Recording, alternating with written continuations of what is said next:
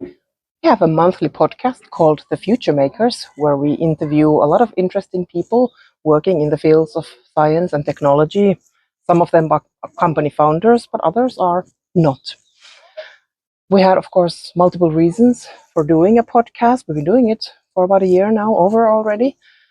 Number one, if you think about it in marketing terms, this is a top of funnel channel for us, meaning it's very high there, it's in the awareness zone. It's a way for us to essentially brand ourselves, to position ourselves, to show what kind of stories we're interested in and what kind of people we're interested in and what kind of people we are able to help. Secondly, it's a surprisingly good tool for networking, particularly for someone who, I don't know, may come from Finland and isn't all that great at small talk.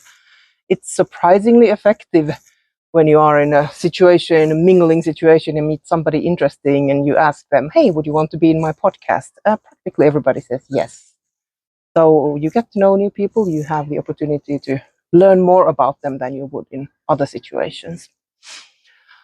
Thirdly, it's a great way to collect work samples. I mean, a lot of the work we do for customers is something we can't publish ourselves. So this way we have something coming up every month, particularly because I write a blog post from all the podcasts as well. So we have a steady flux of information that's fully ours in our copyright, so we can show people what we're capable of and the kind of stories that we can write. Fourthly, just because we like it. It was really, I mean, this was the first reason we did it. Everything else was just rationalization afterwards. It's just really a lot of fun to do it. We both listen to a lot of podcasts. We both like to learn to know about these topics that we talk about and interview about. It's just such a wonderful excuse to approach people and ask them to tell a bit more about something they are passionate about. And it's, even if it didn't make any marketing sense, I bet we would still continue doing it.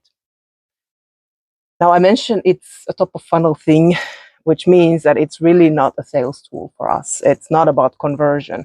Some of our podcast guests have become customers, and we have sometimes promoted our services to them if we see that, okay, it could be a great match, but it's really not about that. We don't want to just use this as like a trigger to push people down the funnel. I feel a bit iffy about that even.